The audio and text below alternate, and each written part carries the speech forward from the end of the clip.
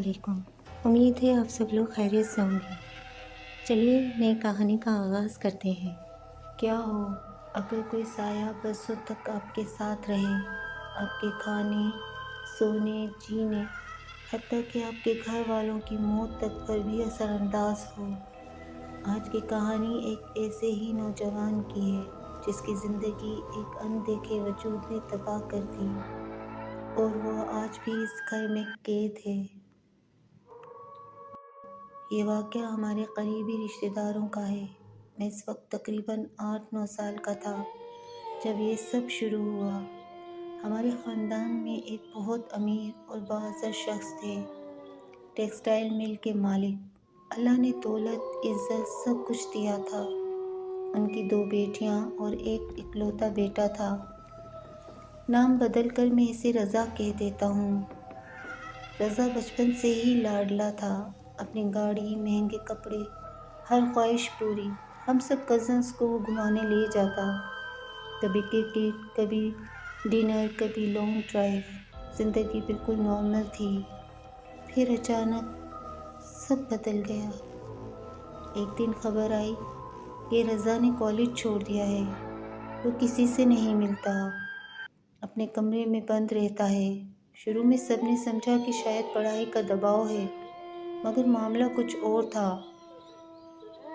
چند مہینوں بعد اس نے اپنی ماں کو بتایا، امی، مجھے ایک عورت نظر آتی ہے، وہ بہت کالی ہے، اس کے چہرے پر ناک نہیں، اس کی آنکھیں بہت بڑی بڑی ہیں، وہ مجھے سونے نہیں دیتی، کھانے نہیں دیتی، وہ ہر وقت میرے ساتھ رہتی ہے۔ گھر والوں نے سمجھا شاید وہم ہے، ڈاکٹروں کے پاس لے کر گئے، ماہر نفسیات سے علاج کروایا۔ کچھ نے کہا ڈپریشن ہے، کچھ نے کہا انزائٹی ہے، مگر رضا کی حالت بگڑتی گئی۔ وہ دن رات اپنے کمرے میں بند رہتا، کمرہ اندھیرے میں ڈوبا ہوتا، سردیوں میں بھی اے سی چلتا رہتا، موٹے کمبل اوڑھے بیٹھا رہتا، کہتا تھا وہ گرمی میں آتی ہے، ٹھنڈ اسے پسند نہیں۔ ایک دن وہ چیختا ہوا باہر آیا، اس کے سر سے خون بہہ رہا تھا۔ امی، آپ نے اسے گالیاں کیوں دی؟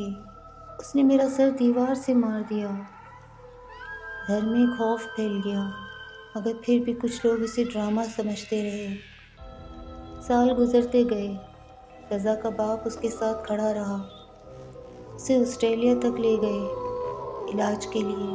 وہاں کے ڈاکٹرز نے بھی کہا کوئی سپر نیچرل چیز نہیں، یہ شدید ذہنی دباؤ ہے۔ مگر ایک واقعہ جس نے سب کچھ بدل دیا۔ 2009 کی بات ہے، گھر میں ایک شادی کی تقریب تھی، مہندی کی رات۔ ساری کزنز ہنسی مذاق میں مصروف تھیں۔ ایک کزن نے مذاق میں کہا، اگر وہ عورت ہے تو اسے باہر بلا لو، اس سے تمہاری شادی کرا دیتے ہیں۔ رات گئی جب سب سو گئے، وہی کزن سیڑھیوں پر بیٹھی موبائل استعمال کر رہی تھی۔ اچانک رضا کے کمرے کا دروازہ کھلا، پہلے آہستہ، پھر زور سے۔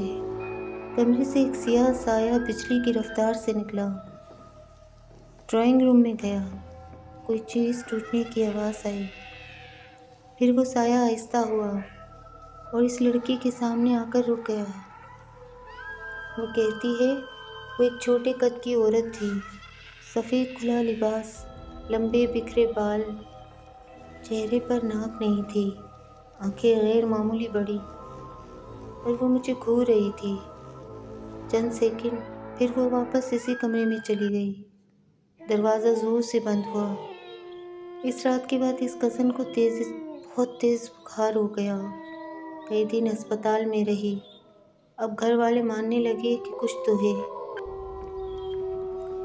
مگر کہانی یہاں ختم نہیں ہوئی۔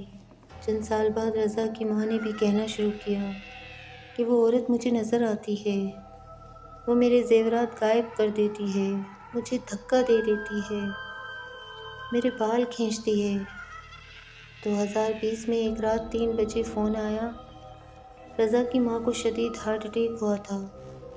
جاتے ہوئے ان کے آخری الفاظ یہ تھے، اس نے مجھے مار دیا، میرے بیٹے کا خیال رکھنا۔ چند مہینے بعد کووڈ کے دوران رضا کے والد بھی دنیا سے چلے گئے۔